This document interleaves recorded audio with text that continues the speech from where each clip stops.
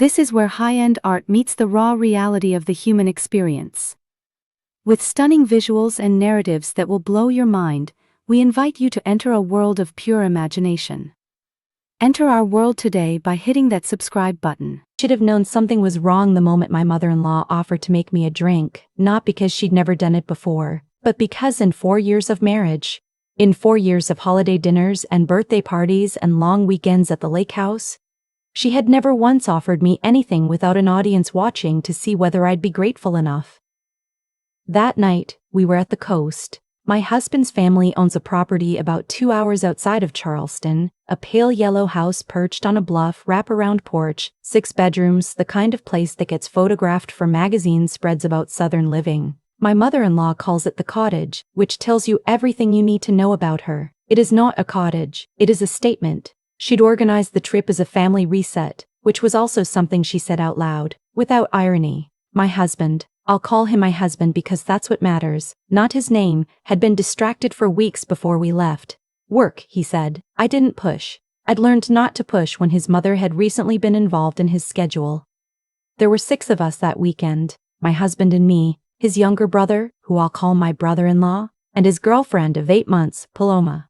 My mother-in-law, and my father-in-law, and my father-in-law, who mostly reads and says very little and has spent 32 years of marriage perfecting the art of being present without participating.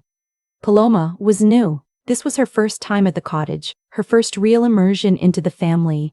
I remembered being her 8 years ago, wide-eyed and trying to say the right thing, and not understanding yet that there was no right thing. There was only whatever my mother-in-law decided was acceptable, and that line moved constantly. I'd watched her watching Paloma all through dinner on Friday. The way she complimented the girl's dress but tilted her head just slightly when she said it, like a question mark. The way she asked about her job twice in the same conversation, as if the first answer hadn't quite landed correctly.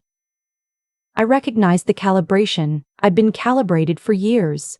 Saturday evening was when it happened. We'd spent the day on the water. My brother-in-law had rented kayaks and Paloma had laughed so hard at one point that she'd nearly capsized, and it was the most genuine thing that had happened all weekend. My mother-in-law watched from the porch with a glass of something cold and didn't come down to the water once.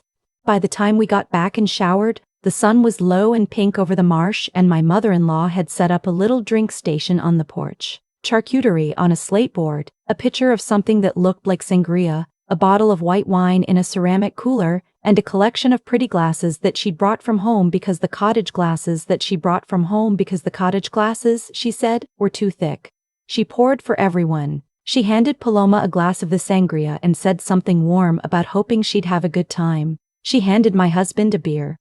She handed her younger son a beer as well.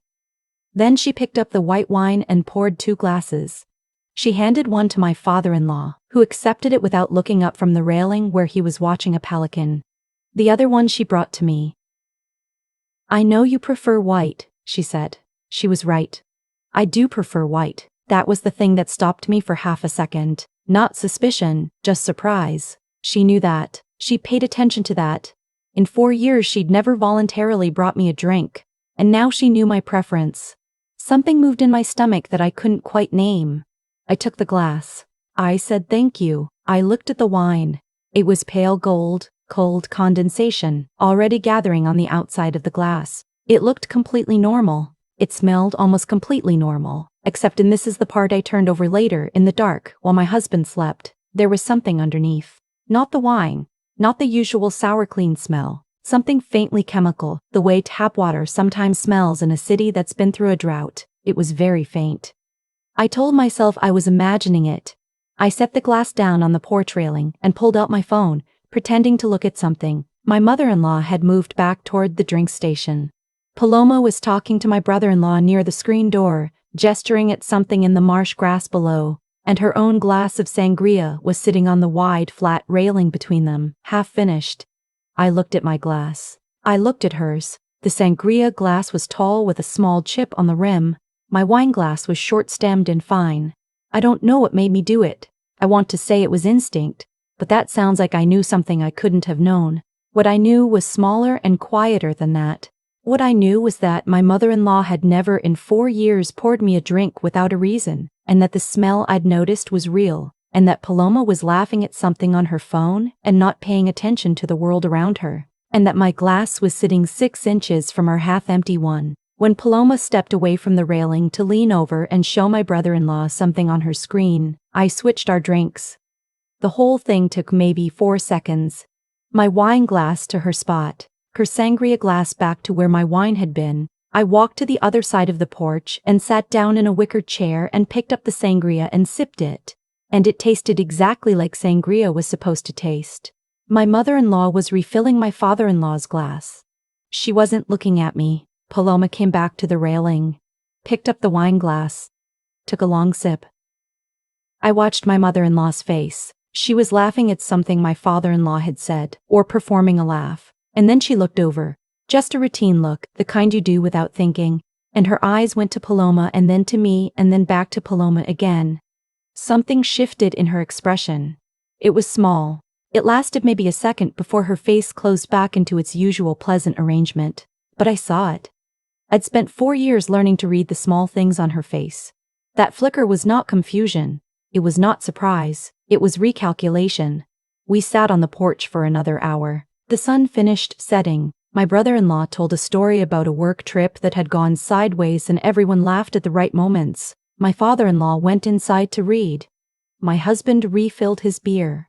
Paloma finished the wine. About 40 minutes later, she excused herself to use the restroom. She was gone a little longer than you'd expect. When she came back, she sat down slowly in the chair next to my brother-in-law and said she wasn't feeling well. Headache, she said, a little nauseous. Maybe the sun. My brother-in-law put his hand on the back of her neck and asked if she wanted to go lie down. Give it a minute, my mother-in-law said. Her voice was measured. Helpful. Sometimes the saltwater air takes adjustment. I looked at her over the rim of my sangria glass. She did not look at me. Paloma didn't get better. By the time we moved inside for dinner, she was pale and moving carefully, the way you do when you're trying to keep your equilibrium.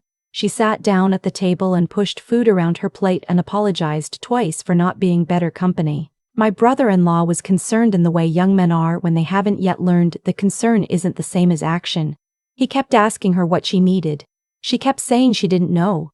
I said quietly, across the table, Paloma, have you eaten much today? Sometimes wine hits harder when you haven't. She blinked at me. I barely had any wine.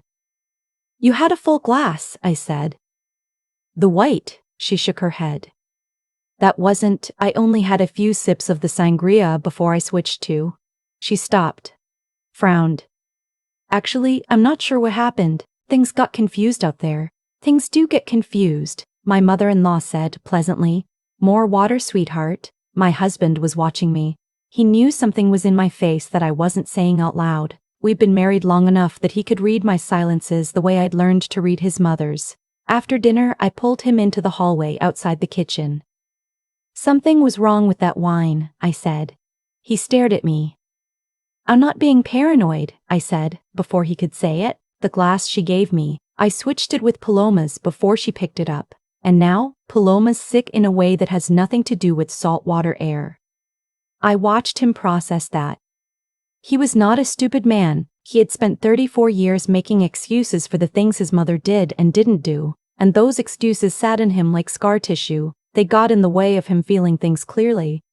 But he was not stupid. She wouldn't, he said. She knows I prefer white, I said. She's never poured me a drink in 4 years. Tonight she specifically poured me a glass and brought it to me, and Paloma is sick. He pressed his hand flat against the wall, said nothing. I'm not asking you to confront her tonight, I said. I'm asking you to not pretend this didn't happen. He left without answering me. I heard him go back into the dining room and ask Paloma if she needed anything. I stood in the hallway for a moment longer, staring at the pale yellow wall. Behind me, I heard a sound. I turned. One of the caterers my mother-in-law had brought up from Charleston was carrying a stack of plates through the hall. She was maybe 22, efficient, trying to be invisible, but she slowed when she saw my face, and for a moment we looked at each other, and then she glanced toward the dining room and back at me, and she said, very quietly, the wine in the ceramic cooler. She took it out of the refrigerator before any of us arrived. The other bottles were from the case we brought. That one wasn't. She kept walking. I stood very still. I went to find my father-in-law. He was in the study at the back of the house, which he always was after 9 o'clock, in the leather chair by the lamp. He had a book open, but he wasn't reading it. He looked up when I came in, and something in his face, some readiness, told me he'd been expecting someone to come find him tonight. You know? I said. It wasn't a question. He closed the book. I know a number of things about tonight. A pause. I suspected. Why didn't you say something? He set the book on the arm of the chair. Because I've spent 32 years not saying things. You get to a point where you're not sure the habit can be broken. He looked at me steadily. Are you all right? I switched the glasses before she picked it up, I said. Something moved across his face. I couldn't tell if it was relief or grief. Maybe both. Good, he said finally. Just that one word. She's done this before? He was quiet for a long time. The lamp hummed. Outside, the marsh made its quiet sounds. There have been incidents, he said. Over the years, people who became inconvenient. Always something that could be explained away. A bad reaction. An allergy no one knew about. She's very careful. He paused. She was careful tonight. I sat down in the chair across from him. How do you live with that? He didn't answer immediately. When he did, his voice was flat. Not with cruelty, but with the exhaustion of someone who has been carrying something very heavy for a very long time. You tell yourself it isn't what you think it is, and then enough years pass and you know exactly what it is and you're already in it, and getting out feels like burning everything down. I'm going to burn it down, I said quietly. He looked at me. For the first time in 4 years, he looked at me like I was a person rather than a variable in someone else's equation. I know, he said. I think I'd been waiting for someone too. The next morning was Sunday. My mother-in-law made waffles, which she always did at the cottage because waffles were her thing, her performance of warmth. Paloma came down looking pale but better. My brother-in-law stayed close to her. My husband sat next to me and put his hand over mine on the table, which he never did in front of his mother, and I felt the gesture like something shifting underground. My mother-in-law noticed. Of course she noticed. She noticed everything. Sleep well? She asked me. Very, I said. She poured coffee and set it in front of me and smiled, and I smiled back, and the table was quiet with the weight of everything nobody was saying. After breakfast, when my husband's brother had taken Paloma down to walk along the shore and my father-in-law had resumed his post at the railing, I followed my mother-in-law into the kitchen. She was rinsing plates with her back to me, and she didn't turn around right away when I came in. She just said, calmly, I wondered when you'd want to talk. How is Paloma? I asked. Better, I imagine. She turned off the faucet. Turned around. Her expression was perfectly neutral, the way a room looks when everything personal has been taken out of it. She's young. These things pass. She was sick for 3 hours. Summer evenings at the coast can be disorienting. She barely drank. A pause. People's tolerances vary. I looked at her. She looked back at me. The kitchen was very quiet. I know you didn't mean for it to be Paloma, I said. Something passed across her face so quickly I almost missed it. A contraction, like a muscle spasm. Then, nothing. I don't know what you mean by that, she said. I think you do, I said, and I think you do deem versions of this for a long time, to people who couldn't prove it, or who were too afraid to say anything, or who got out and were too relieved to look back. She tilted her head. You have quite an imagination. I have a very good memory, I said, and a husband who's finally paying attention, and a father-in-law who's been waiting 32 years for someone to stop letting you run this family like it's your personal property. She set a plate down on the counter. Carefully. The way she did everything. My family is my family, she said. Whatever choices I've made to protect it. You tried to poison your daughter-in-law, I said. The words came out flat and direct, and I watched her face when they landed. She didn't flinch. She was too controlled for that. But her hand on the counter moved, just slightly, and her eyes went very still in the way eyes go when a person is working very hard not to react. That's a serious accusation, she said. I'm a serious person, I said. Something you've underestimated. She looked at me for a long moment, then she straightened, smoothed her shirt, looked out the window toward the marsh where her younger son was walking with his girlfriend and her husband was standing with his father on the bluff. What do you want? She said. I want to save the wine glass, I said. I took it from the porch last night before anyone could wash it. I want to have it tested. And I want you to know that I've already taken photographs of everything, and that before we left for this trip, I spoke to a friend who's an attorney. A silence. The refrigerator hummed. A bird called outside. And if you want things to stay quiet, I continued, if you want this family to remain intact, then you are going to stop. Whatever this is, whatever you've been doing, you are going to stop. And you are going to start treating me like the daughter-in-law I have been for 4 years. And you are going to be kind to Paloma, who is a good person who did nothing to you. She turned back to me. Her face was unreadable, but underneath the blankness there was something I hadn't seen there before. She wasn't afraid, not exactly. But she was seeing me for the first time, not the version of me she'd decided on years ago, the inconvenient outsider who'd walked into her son's life and refused to disappear quietly. She was seeing the actual me. You planned this, she said, not angry, almost impressed. I planned the parts I could, I said. The rest you handed me. She looked at me for another long moment. Then she picked up the plate she'd set down and placed it in the drying rack, and she said, very quietly, I'll need to think about what you've said. Take all the time you need, I said. I'll be here. I walked out of the kitchen and through the living room and out onto the porch where my husband was standing with his father, leaning on the railing, looking out at the water. My husband turned when he heard the screen door. I walked over and stood beside him. He looked at my face, and whatever he read there made something settle in his own, a resolution maybe. The end of a long uncertainty. How'd it go? He asked.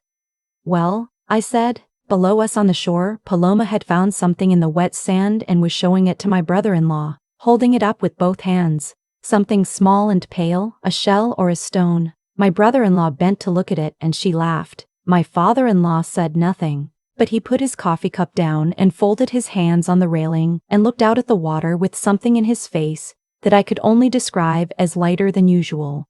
Like a man who has been holding his breath for a very long time and has finally, quietly, let it go. My mother-in-law came out onto the porch 20 minutes later. She sat in her usual chair and crossed her legs and looked out at the view.